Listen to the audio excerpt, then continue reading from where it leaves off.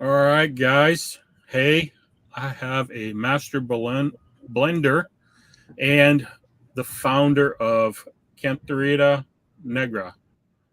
Hopefully, I did pretty good there. You know, not having that Spanish accent, but it's interesting. Everybody has seen this. In the boxes on the shelf. The little wooden crates for a long time, and it seems to be getting out there a little bit more all the time as I tour some of the liquor stores here. But Sometimes it I just go want black. what's that? I think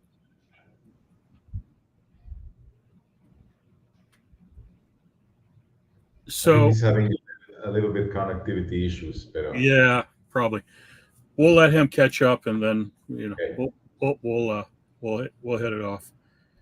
The Blanco is probably one of my favorites of the brand, but you have some amazing uh, other expressions as well. And one of probably my favorites, not to divert from tequila, but is your coffee liqueur, which makes some amazing black Russians, with the tequila flair to it and so forth. So how long have both of, I know he's Alberto's the founder, and Dan, you know when did you start to become a part of the company, and you know now you're master blender, and how did all that evolve, working with your dad? No, that's a really good question. It wasn't easy at first. I started trying to get into the business, and my dad's, I agree, very good decision was to start at the very lowest part of it. So I was bottling, casing, going to the shelves and like cleaning the bottles and everything. And then when I tried to get like in a better position, we started fighting a little bit. I was right in the middle of college, believing I was the greatest thing on earth, and he Yeah, thought and he I was the greatest thing on don't earth. So know we started fighting a lot. if We decided we needed to take a little bit of time apart because our father and son relationship was a lot better there's and a lot more important something wrong. than the actual job. So I took a little bit of time, went into the financial world for somewhere around 4 years, and after that, my dad was building a small barrel factory. When he was building that factory, he said, "You know what? Come, you CJ, take care of the barrel one factory. I'll take care of question. If that way we won't if fight." he's freezing to you, he's freezing No, only to you. because you freeze, Danny talk. Yeah. Let me keep on going, Pa. Yeah. We lost him. We lost him. Uh, He might be back. yeah. And so that was like the way in. I started going around in the barrel factory. I am definitely no carpenter. I don't want to lose a finger. So once I got that going and all, the whole administrative part, I was getting bored, and so I went into his office and see, what are you doing, Dad? And I saw he was blending, and I said, oh, I want to get into that. And so little by little, I started getting into his office until I decided to move my desk into his office just to see what he was doing. And we eventually started working together full time. And that was pretty much how it was. And blending was something that I found I could do and I love doing. And so I started becoming that. And I don't know, maybe somewhere around 10 years ago, that's when I was officially named the master blender for Cantera Negra. So when you're talking blending, can you explain a little bit? I mean, are you just taking different barrels at different times, and putting them into one large barrel? Yeah, well, something like that. The idea is that we use different types of barrels. We use both ex bourbon and ex cognac barrels, And so the whole concept from the start, my dad's idea was to work with both of them and use a little of one or a little of the other to add on to this different flavors depending on the expression. So pretty much the master blender part of it is to really understanding which barrels will give me what and which barrels will give me what characteristics, both in smell and in taste, and to mix those to try and replicate the last batch that we did. Pretty much the greatest part of my work is doing that, trying to be consistent in between our small batches. Uh, and the only way we can do that, since we use no additives, is through blending. So it's through, let's say there's a macro where I know kind of what my barrels are going to be giving me, and then I make a blend out of that. And then I taste that blend, and maybe there's a little sweetness that I should have. I know which barrel is going to give me that sweetness. Or there's a little more, let's say, earthiness, and I know which barrels are going to give me that earthiness. So pretty much Master Blender is doing that balance until we get that same flavor profile that we know and love. So I know when I was talking to David earlier, he says that you guys use a lot of cognac barrels, which adds to a very unique flavor profile compared to a lot of other tequilas. You know, they don't use as much cognac barrels as what you guys use during your blending. Can you kind of give everybody an idea of, you know, what kind of percentages you're using on the different expressions? Yeah, sure. Well, silver, obviously nothing. It's completely unaged. On the repo, there's somewhere around 50% bourbon, 50% cognac. That's a very balanced blend. The idea for that one was to make it, let's say, more open for you to make a cocktail or for you to drink it by itself. It's very easy and very smooth. The next one is añejo. Añejo is a lot more cognac. It's maybe 70% cognac, around 30% bourbon. And that gives it this caramel, dried fruits, all this floral notes to it. And I believe that's what makes us pretty different and pretty special. As you mentioned, not a lot of tequila makers are using cognac barrels. They're too expensive and not as available as the bourbon ones are. And on the last one, on the extra añejo, there's very little of it. There's maybe 80% bourbon and 20% cognac. What that does, those differences do, is every expression from our family is a little bit unique in their own way. We didn't want to be as most tequila families that pretty much the repo, añejo, and extra, they're the same product just with a little extra, with a little more wood, with a little more sweetness. We try to make each one of them unique. So if you like one, you really like it, and then that's your palate and your taste. So let's go to the barrels now. We know we use cognac barrels. What type of wood is typically cognac barrels made out of? It's the same type of wood as the bourbon barrels. Pretty much what changes is the product that was inside and the size of the barrel.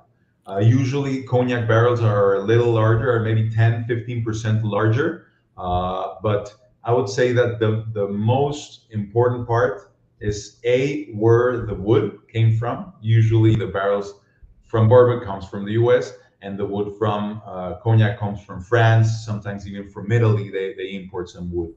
And the second, and in my opinion, the most important part is what was in the barrel before I'm using the barrel. I am very, very nitpicky about which distilleries I want my barrels from. And I think that I've never heard of another person do that. Most of the tequila makers, they're just saying, bring some barrels in, whatever you have, I don't care. But for me, it's how I'm going to accentuate my products and how I'm going to have that little signature on each one of the products, because I love having the flavor and the spirit, so to speak, of the product that was in there before. So if it isn't a product that I like, I'm not going to have it touch my tequila. So do you care to divulge what brand cognac barrels are you chasing? No, not really. Yeah. Not really. But a good one. Yeah, okay. We'll go with, and I'm sure with the whiskey as well. Yes, correct. So how long on do you generally let them age? Is it all equal aging cycles, or do you stagger them because you need more aging on the cognac or whiskey to get the flavor profile that you're looking for before you start blending? Not necessarily related to the type of barrel. It's a lot more related to, uh, first of all, well, yes, the barrel, but not so much where it came from, but to how many times we've used it. That's really important. And secondly, I found that I don't know. I compare this to magic. There's really no way to explaining what happens inside the barrels. It's happened to me that I have two barrels from the same distillery right next to each other. I put the exact same liquid into them, and for a magical reason, one gives me, let's say, more sweetness, and the other one gives me more color. And so it really has to do about checking what's happening inside of the barrels. It's not a great process because here you have to ask the CRT to come into the plant, remove the seal. You know about it, right? Yes, And yes. so they don't. I don't know how much the CRT inspector likes me because I make him come to the factory a lot. But I believe that the real way to do it and the real way to decide is to keep on checking. Obviously, I kind of know what's going to happen because I've used those barrels sometimes and they've given me what I needed in the first place. But I think that age statements is something that I've just learned to use in the US because in Mexico, there's no such thing. It's either a repo, it's an añejo, that's it. Nobody asks you how many months. But in the US, it happens. And so for me, I think that the age statements really are each batch because, as I mentioned, the same barrel sometimes in 10 months can give me what on the next time that I put some liquid in, it's going to give it to me in 14 months.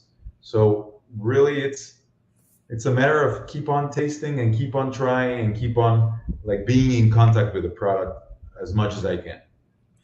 So do you ever, like, when you're doing your cognac barrels and you're doing your whiskey barrels, the flavor profile hits in the cognac barrels, but do you have to freeze that in time so you can keep your consistent in product?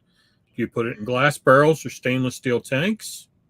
Stainless steel tanks. Stainless steel tanks. Yeah, when I believe it's ready, even if the other part of the blend is not ready, I save it, and so it's no longer evolving. Yeah. Right. Because you don't want it to take on any more depth and flavor to where you really have to counteract with the whiskey or the cognac or vice versa. Yeah. Do you rechar your barrels? Yes, I do, but I try not to, especially when I first get them. Obviously, we inspect them. We have some in-house coopers, and we open all of them up. And only if we believe that there's no char left, that it's really not gonna give any more of that smokiness of that color, then that's when we rechar them. That's one. And the other one is when we've used them a couple of times. A good recharring will like reset the barrel a little bit, shaving off and then recharring because you need to have as much influence of the wood as you can. Do you, like, I know when I've visited Fortaleza, they generally do it on every third round with their barrels on the Repo and the Añejo. Do you have a similar cycle on yours, or is it all, you break them open and you see, what the char's like to whether you're going to continue to use it or you're going to rechar it? No, usually on the first run, that's when we open them up. But usually, yeah, it's about 3 or 4. It also depends on the product that we're getting out, and that really gives us an idea of if we need to char it on the third or fourth time. I think maybe fifth time, and only a few occasions. So you do really rely on that char to continue to develop that flavor that a lot of us like in some of the aged expressions, which is awesome. You got some of those other distilleries out there that's been using the same barrels uncharred for 40 years, 45 years.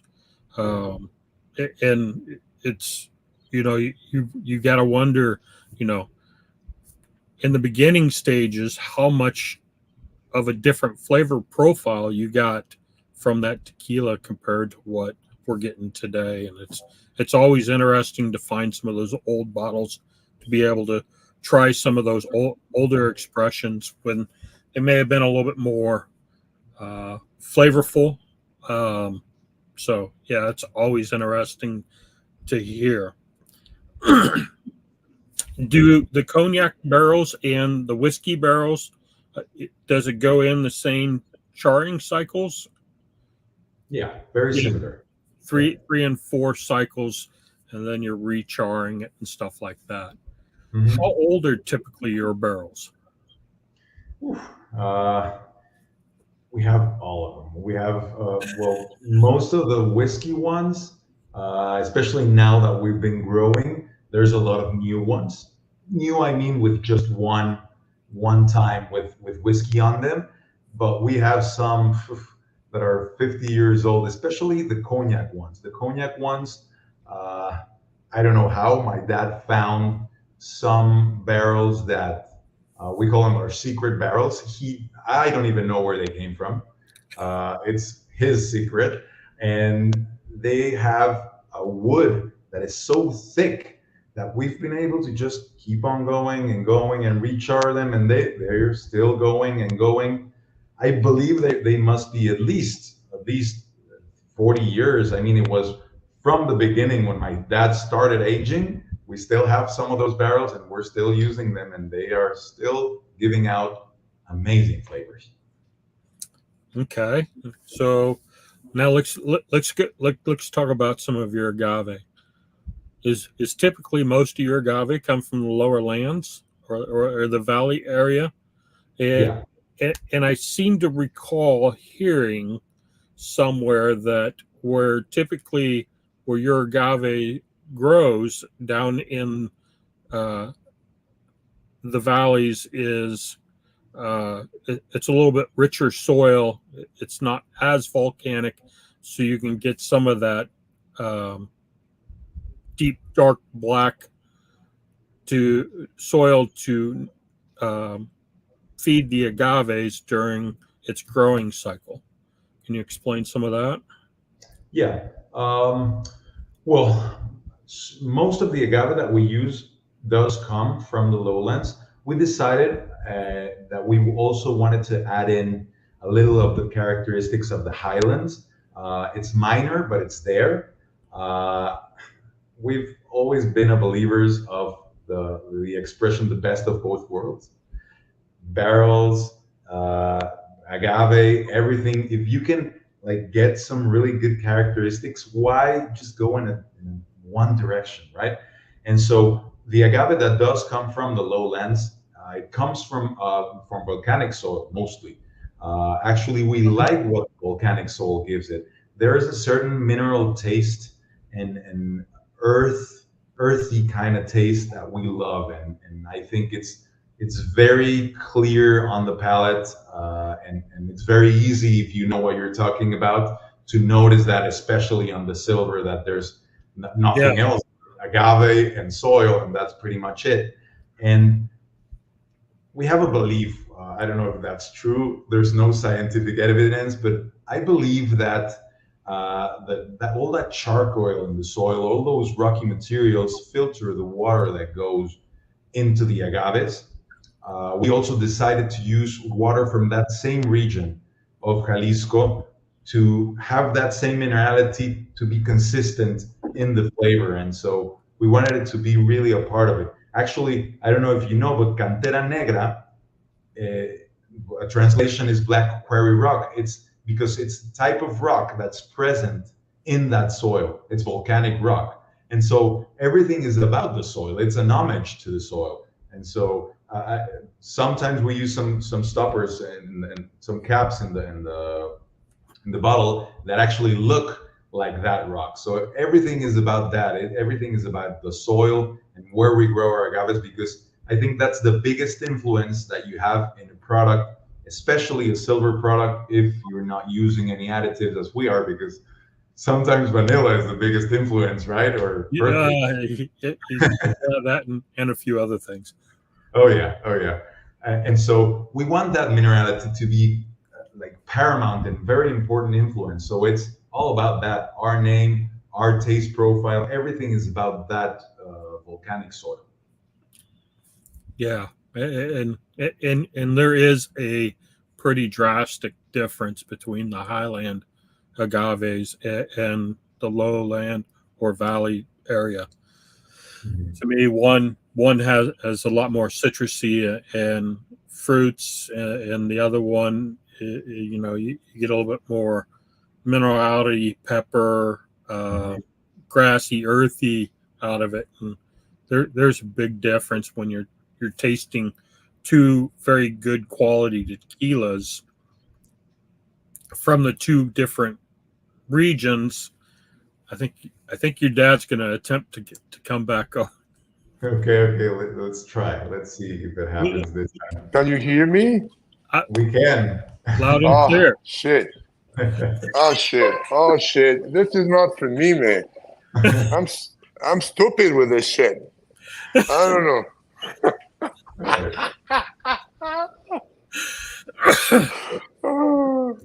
Okay, I'm back. I'm on my phone, as a matter of fact, because my computer, it's all like me and it didn't work, but I'm here with you guys. Perfect. Okay. Love that. You're not breaking. You're good. Okay. I'm sorry, but I'm here right now. It's all good. So, Alberto, what got you into the tequila industry? What got you to making tequila, and how long? Okay.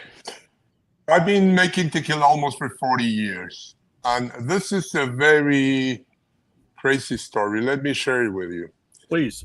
Okay. I was on the garment business. I've been on the garment business. I started to be on the garment business when I was a very young guy.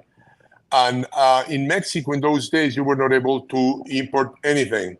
The country was completely closed. The only thing that you can do is to get licenses from the brand names. In those days, I was making Gloria Vanderbilt, I was making Guess, I was making different brands. But, the thing is that there was an opportunity to bring Michael Jackson brand to make clothes in Mexico. So that was something completely out of my mind, because this is a great time. This is a thriller time. So the thing is that the guy who owns it, who's supposed to own it, was in Switzerland. So we went to Switzerland to talk with these people in order to bring down to Mexico City the license for their clothes. Anyway, I'm not going to make this a very long story, but I got screwed terribly bad, because it was a fraud. But something happened in my life. I met a German lady in Switzerland that she said to me, there's a Mexican restaurant here in Switzerland, and I want you to go there and try this place. And I said, look, almost 40 years ago, a Mexican restaurant in Switzerland, that would be an issue to, I need to go and visit this place. So we went there. And the thing is that this is a very small restaurant, like 10 tables. There's a very short guy called Chico. This guy, Chico, owns a restaurant. And the thing is that I came there with some friends, some Greek people, and and as Mexicans, we start partying, drinking a lot of wine. And in the middle of the party, Chico appears and he said, from now on, I'm so happy to have Mexicans here. You guys, Kiko, it's great to have you here. So the tequila is on me. And he put 2 bottles of tequila on the table. I checked the tequila, and the tequila is a tequila I never seen before. Never seen before. It was bottled in Belgium, imagine. So we smell it, and I said to everyone on the table, hey, don't drink this shit, man. You're going to get sick. If you drink this, you're going to get sick. So don't drink it. So we didn't drink it. And we start drinking wine. We were drinking wine, and we keep drinking wine. And then Kiko came to the table, and he said to me, Kiko, why are you doing this to me? You know, I'm buying. And I said, listen, Chico, being honest with you, you're going to kill the Swiss with this. You don't give this shit to the Swiss. Give him something else. The wine is wonderful. And he said to me, Kiko, if you bring me a good tequila, I'm going to buy 100,000 bottles per year from you. I look at him and I say, who's fucked up, is him or me? 100,000 bottles for this 10 tables restaurant? What is it? The German lady got me, and she said to me, don't underestimate Chico. Chico is the importer of the wine you're drinking, and Chico is the #1 shrimp importer into Switzerland. So the guy is loaded, and the guy is serious. So I call him back to the table, and I said, Chico, let's go and talk about business. So we start talking about it. Next morning, he picked me up. He took me to his warehouse, and indeed, he was on the wine and liquor business. And I got back to Mexico, and based upon my partner in those days, who was a very, he knew a lot about tequila. Even though that the tequila was not hot. Nobody was drinking tequila in those days. Tequila was basically, you know.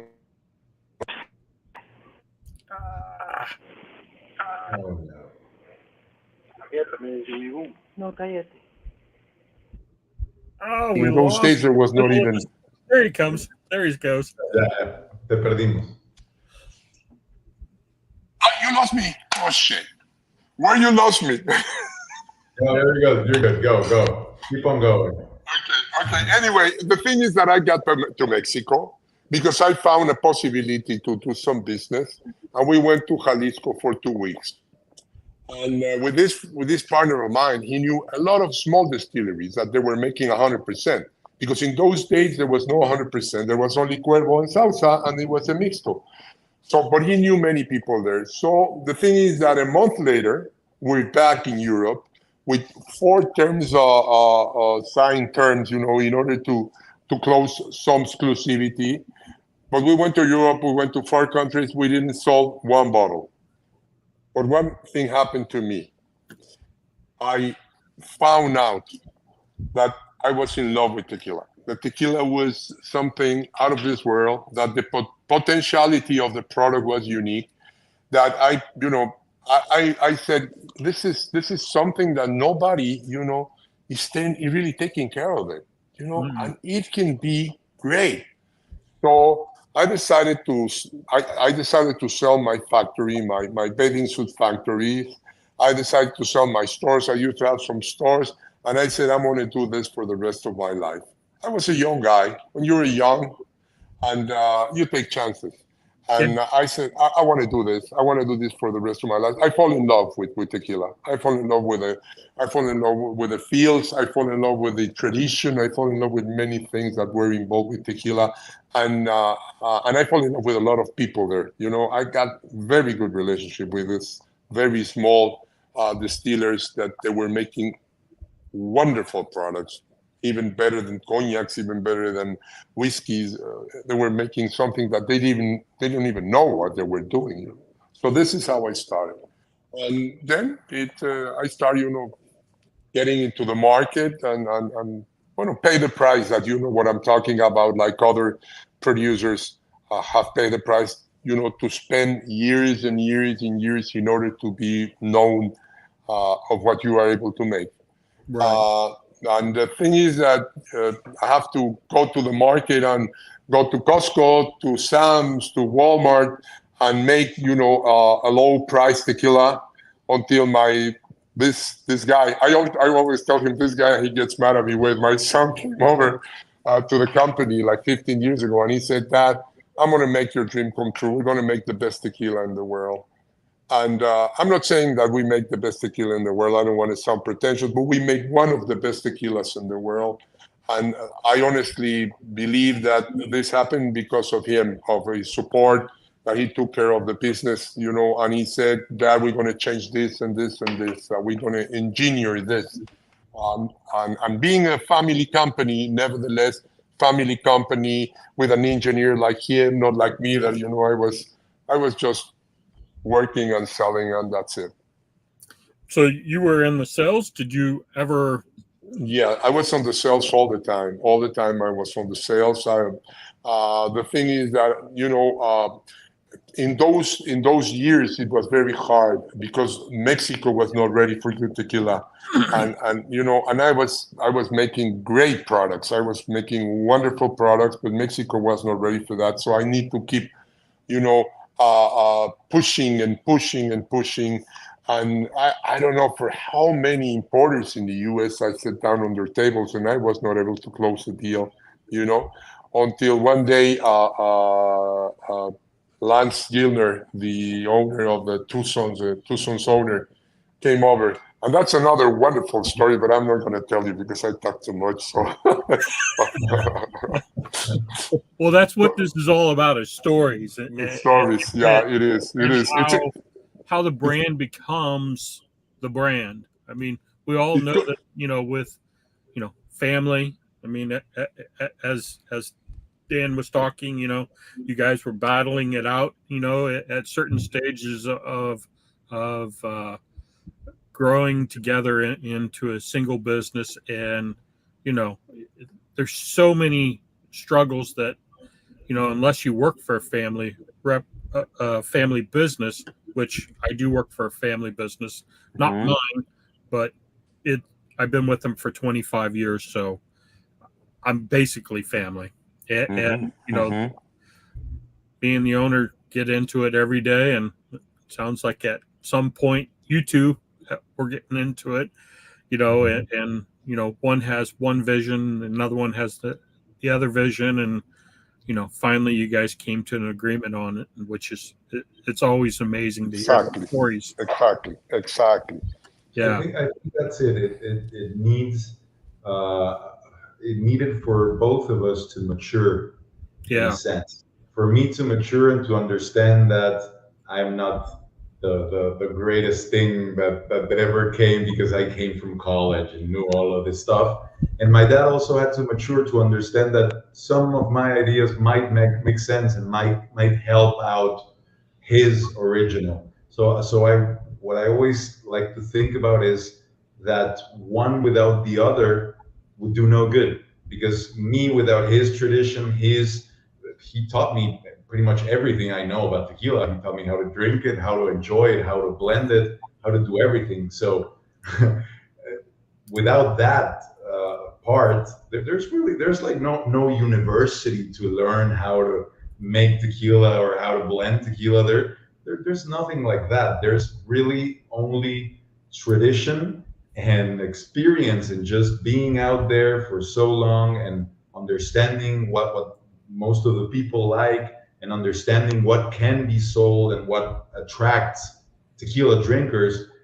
You cannot learn that only just by getting there. You learn that from 40 years of dragging yourself through the mud, and that's what he did. And so that plus what I came to bring to the table, I think that's what has us where we are right now, and at the point that we're able to talk to a big agave celebrity as yourself. Now you're gonna make me blush. Oh, you're talking about your dad. That's a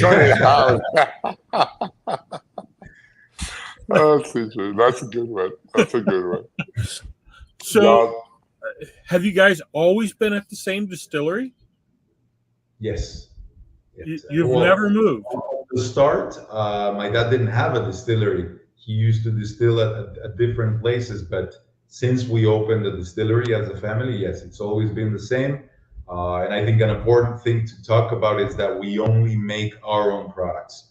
We don't produce for nobody else, because I get like, I don't get some of these big factories that there's, let's say, product A that says, yes, I'm additive free, I'm everything clean. And on the same factory, you see some products that you say, I mean, come on, that's Yeah, just pure sugar. It's made at the same place.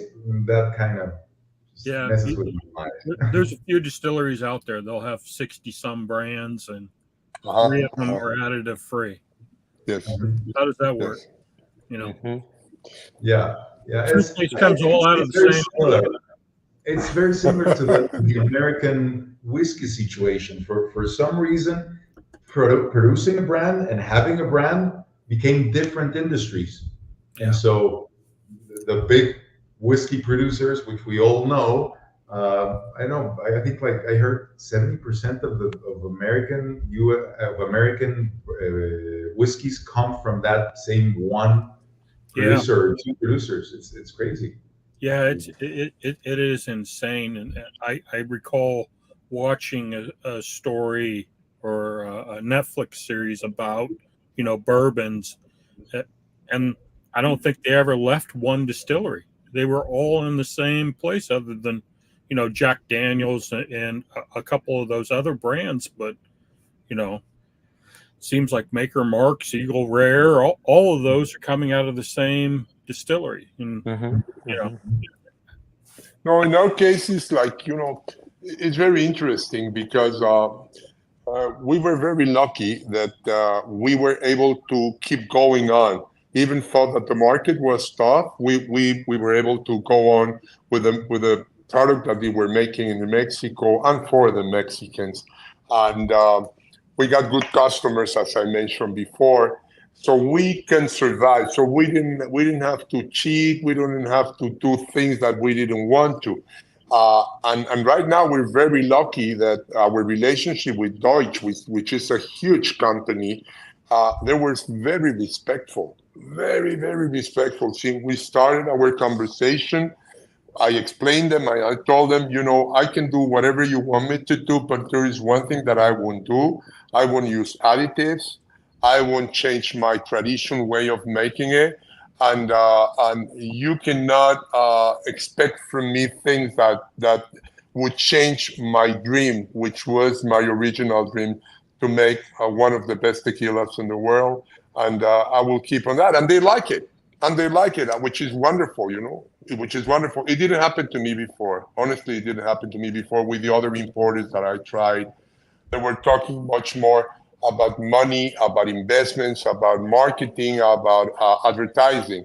And they do not care too much about the quality. But with Deutsch, particularly with Deutsch and Tucson's, they knew that I would not bend on this, that I will be on my way. And even though if we grow too much, I'm not gonna change the way to make things. I will try to find out to phase the growth, but I would not.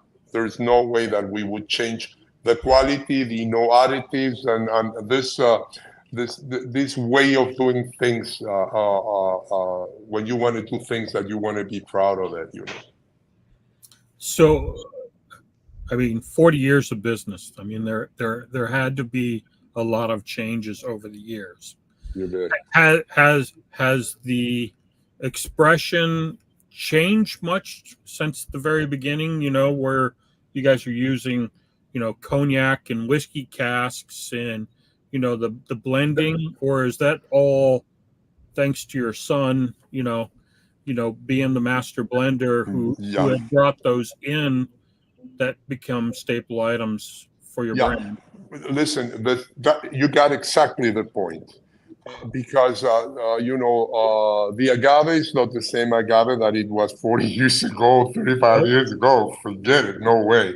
However, the secret here, and we know the secret. The secret here is, number one, it's the agave to be mature enough,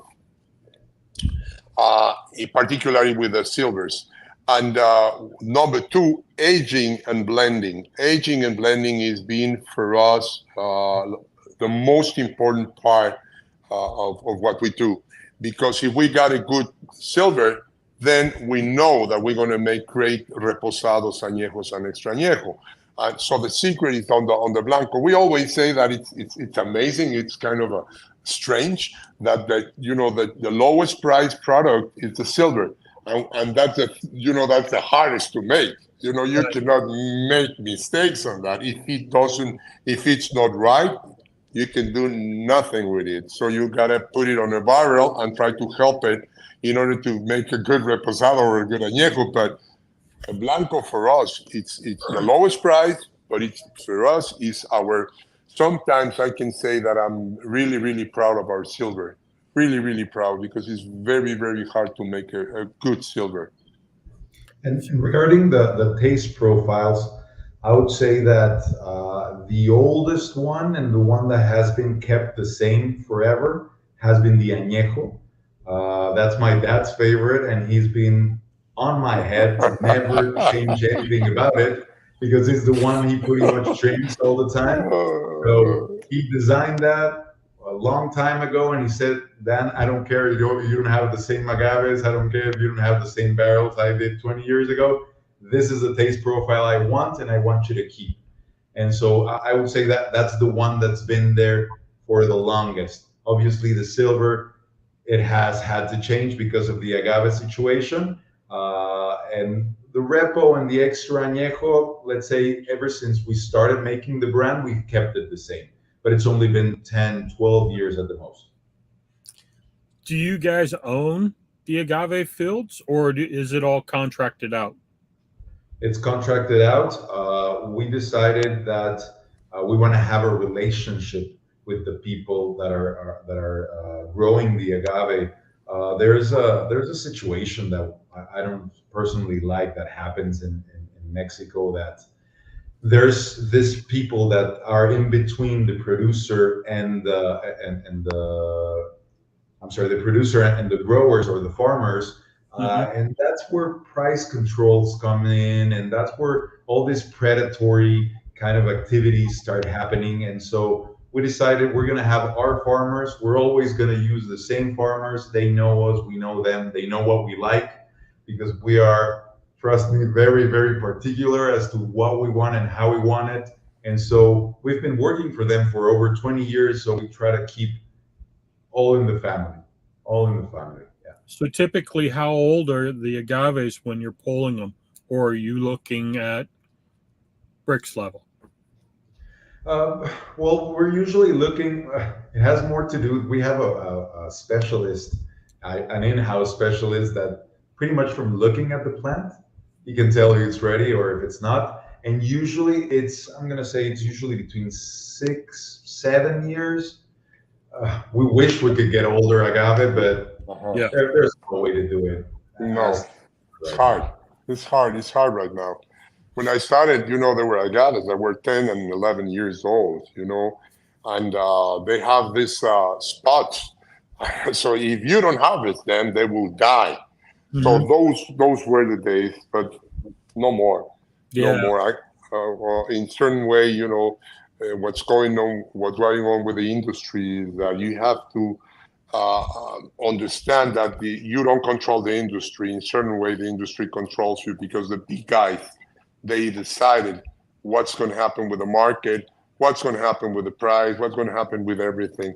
So what we do is that we because perfectly, if you don't allow the plant to be mature enough, the quality you're going to get is not going to be good quality. So yeah, I recall hearing a few interviews with Sammy Hagar.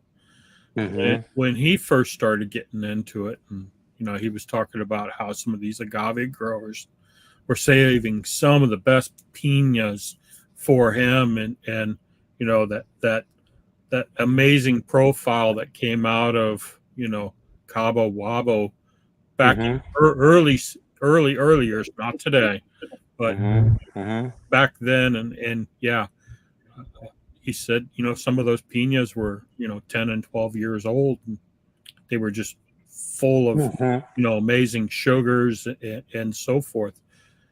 And just like you guys are talking, you didn't have to have additives in order to make a great tequila with a great piña.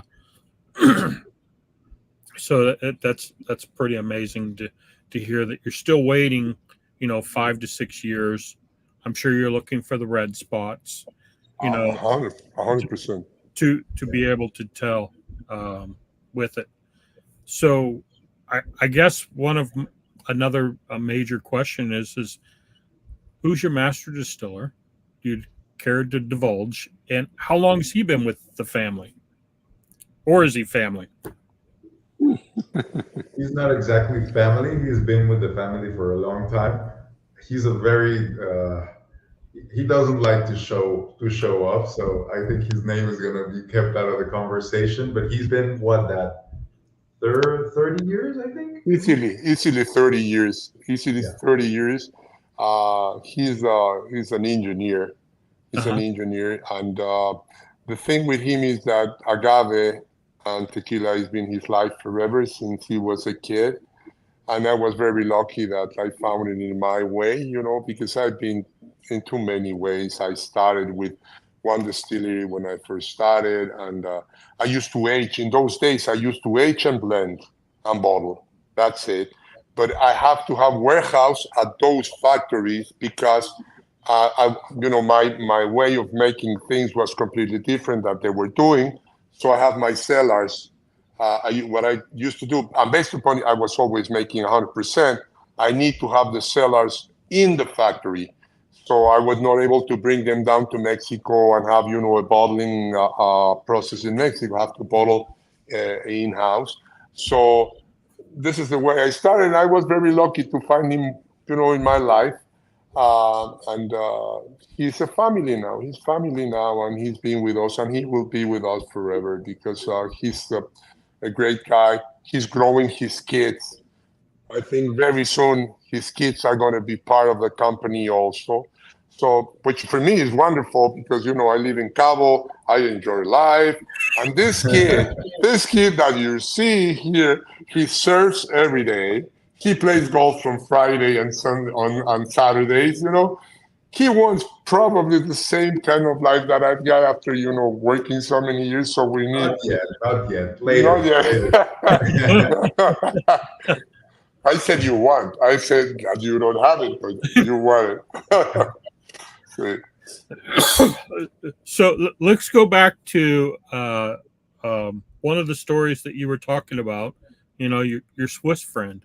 So did he make good on the purchases? How did your tequila go in Switzerland? Okay, I went there.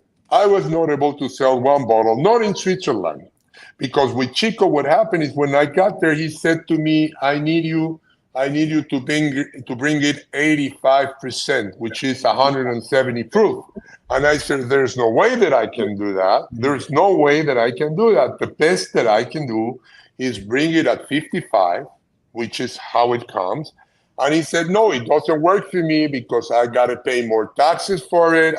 And I'm going to do and he was going to do some cheating. And I said, "Listen, man, this is not for me. I'm not going to start a business cheating." And particularly in those days that I still was on the garment business. I was making some money, So I said, "No way." So the German lady organized a trip for 4 countries, as I mentioned before, in order to introduce us to different distributors that they were selling wine and liquors and whatever. Nobody bought tequila. I went to Spain and they say in Spain to me, "This is tequila's chupitos, and we give them for free." And I said, "You cannot give for free something that it takes so many years to create." And they said, "No, this is the only thing that we do. We gave them chupitos, and the chupitos are for free." So it was the market in Europe, even for right now, the market in Europe is a tough market. We are very lucky that the Americans are this kind of people that like to know about things, that they do care about things, and they do try out things. Yes. That was the best thing that ever happened to the industry, because in Mexico the market is very, very close. A man who start drinking as an example, who start drinking Cazadores. Doesn't matter who owns Cazadores. They're going to keep buying Cazadores. They're going to keep buying Don Julio. They're going to keep buying. And that's it. It doesn't matter if the quality, if it's better or if it's not, if the batch is good, the batch is not good. They don't care. But in the U.S., the U.S. is a tough market, but it's a very, very, how should I say, well-prepared market. You go to the market in the U.S., you got good stuff, you're going to be successful. Yeah. Because they're going to take chances. They're going to take the chance to say, okay, this is Cantera Negra. I heard a little bit about it. Let's try it. And they try it. And if they like it, they're going to keep buying it. So for us, we were very lucky. Sometimes we talk about Patron. I'm not going to say if it's good or if it's bad, but we thank Patron very much because Patron was the first one who came to the market in the US and said, there is not only low-price tequilas, there's not only margaritas, you can have sipping tequilas. Mm-hmm. So for us, and my son always gets mad at me because I talk about brands, but I talk about brands. Why should I care? I don't care too much about things, but this is my approach. The U.S. is the best thing that ever happened for the industry. Is that the U.S. consumers are more educated consumers, even more educated than the Mexican ones. Yeah, and I've heard that story many times. Mm-hmm, mm-hmm. We do have to thank Grover for a little bit of that. Mm-hmm. with creating, tequila matchmakers that has allowed mm-hmm. us all to educate ourselves and, let us somewhat know what we're drinking. Is it pure or is it sugar water? Mm-hmm. So, a lot of credit goes to Grover on that. How long have you guys owned your own distillery? 25, like 2025, something like that. Yeah. And if the list is correct, I mean, yes, you have yours and you don't make anybody else's currently, but you've only had 6 brands ever go through there, and they're all not active or previously made there, but not made there anymore. So it's just yours. You don't make anybody else's anymore? No more. No more. No more. No more. We got Deutsch with us. We got two sons and Deutsch with us. The thing is that everything changed at CJ. Everything changed. Everything changed because we were lucky, that they found us. And what I do believe is that the growth comes by itself, and the product is growing. We're almost everywhere in the U.S. We're almost in the 50 states, and some other countries because Deutsch is doing his job right. So that's the secret. The growth will come by itself, and we're not in a hurry. I'm not a kind of a hurry guy, because as I mentioned before, our life is, thanks God, it's comfortable. How much of your product comes to the United States? About 75, then 75%. 70%. 70%. Yeah, we've been making an agave spirit for many years. This is a product that I started long time. That was basically my first product, and we're still selling it. And now it's not an agave spirit no more. Now it's a tequila. It's 100% blue tequila, and we are selling that, and we're selling some other products that the Mexico market is ready for that. And that's basically, but our business and our projections and everything is in the U.S. It's basically with Cantera. Cantera is the mother of everything. Interesting. So 70% comes to the United States. How much stays in Mexico? 30, the other 30, 30. the 30, the 30. You haven't been able to crack the European market. No, not yet. I mean, I'm sure we're going to do it with Cantera, and that's going to be in the coming years through Deutsche Family Wine and Spirits. And it's like we understood that there's a saying in Mexico. I don't know if you've ever heard it. It's something like shoemaker to his shoes. That pretty much means we understood that we are good at producing, blending, aging. And some other people are great at selling, marketing, and exporting and going to the clients. And so we decided to really focus on that, to really focus on being that side of the equation and not thinking that we're the best at everything. We're just trying to be the best at this one thing, which is making this great liquids. Amazing. Okay. Now, do you guys do tours at your distillery? Not yet. It's not really a big distillery. We're eventually going to do it, but you know what? It's been more than everything a question of focus. Things have been changing really fast, and we've been growing a lot because of this partnership with this big company. And so everything has been focusing on delivering and to, as my dad mentioned, never doing anything with the quality. So right now we're just focusing on being able to get there and to really have those good products coming out. But I'm not saying never, just not right now. But the touring, let me share this with you, CJ. Oh, yeah. The touring is us. You know, they keep us traveling the whole country, the whole year, you know, the whole year.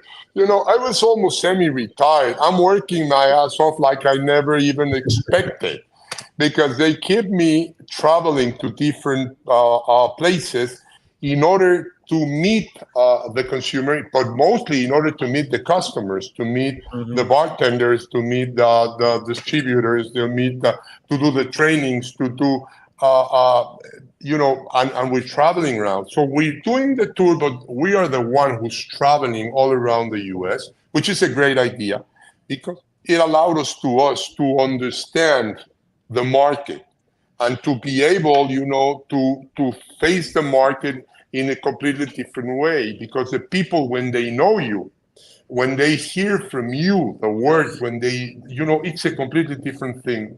They have a face every time it becomes really authentic. It's not just saying it's a family company. No, there's a family. There's the two guys. And we're not a celebrity. My son, my son always said that we made how you say it? It's a free celebrity-free tequila.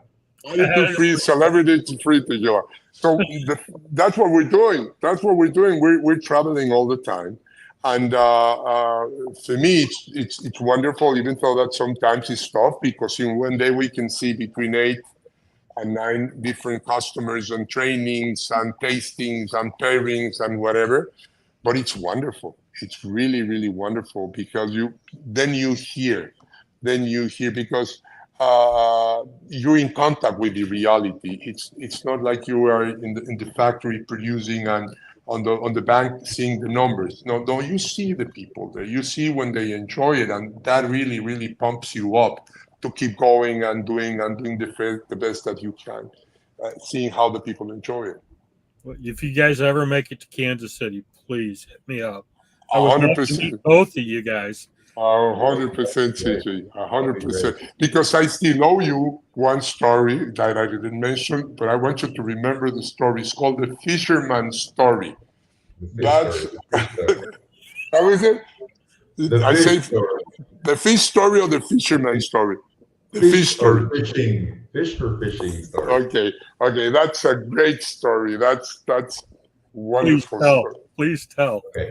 It's about how our importers found us. Okay, so as my dad mentioned, the founder of our importers, Two Sons Imports, He is a tax lawyer from Dayton, Ohio, right? So he's also a competitive fisherman. Here in Cabo, we hold the biggest tuna tournament in the world, right? And so he comes with his team every year. Somewhere around 9 years ago, he comes with his team. They catch, I believe it's like a 360-pound fish or something crazy. They get back, they bring it, they are running because they're about to miss the deadline, but they come back, they win the tournament. I think they got like $150,000 out of it or something. But they've been fighting with this fish for like 10 hours and drifting away. And it was, you can imagine, I mean, it's like a fighting bull. It's too big. Yeah. So everybody's having a party at the marina, and they just want to sneak out. They have been drinking beers for all day. It's the third day of the tournament, so they just want to escape, right? So they escape and they find the bar on their way to their hotel. It's called the Corner Bar, La Esquina, right? And so they find this bar. They go in, and the owner of the bar and also bartender serves them, and they say, "You hear all that noise? It's because of us. We just won the tournament, and we want to celebrate. So please bring 5 shots of your best tequila, right?" And these are people that have never drank anything better than Cuervo Gold in their lives. Okay, that's important. So the owner goes to the back of the bar, opens a door into a mop closet.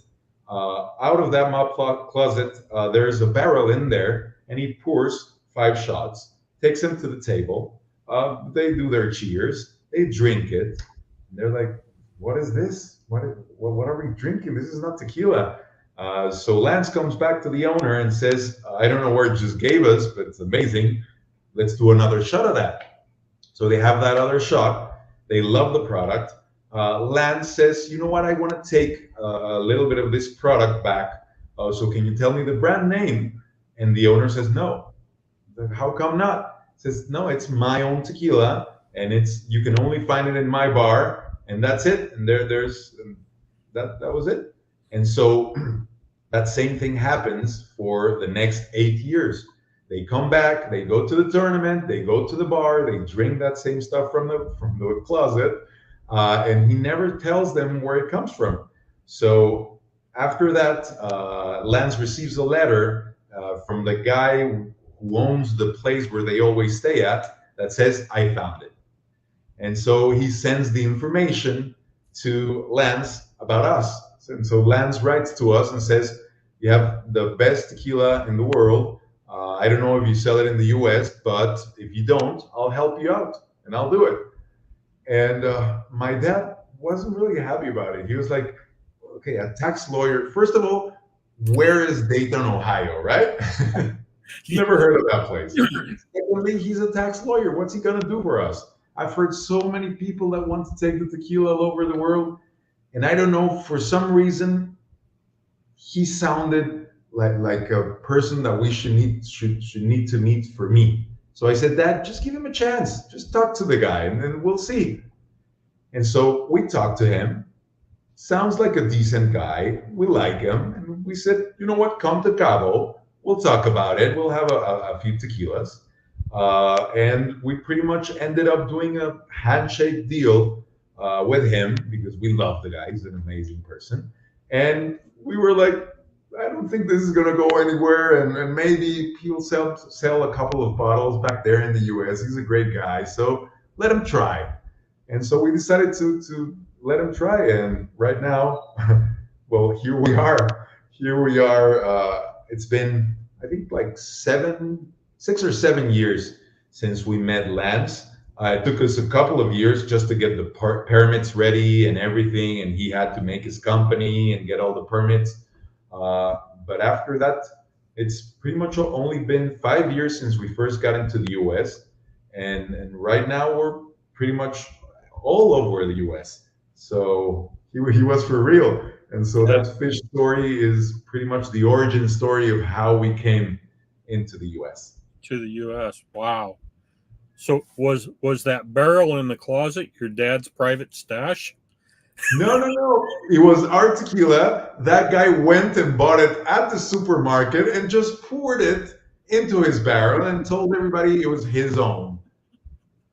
There you Amazing. go. I figured since your dad lives in Cabo, you know, he had to have a private stash somewhere that he can go and get his own stuff. No, he was buying it at Costco. He was buying it at Costco. Exactly. He just went to Costco and bought it. How funny.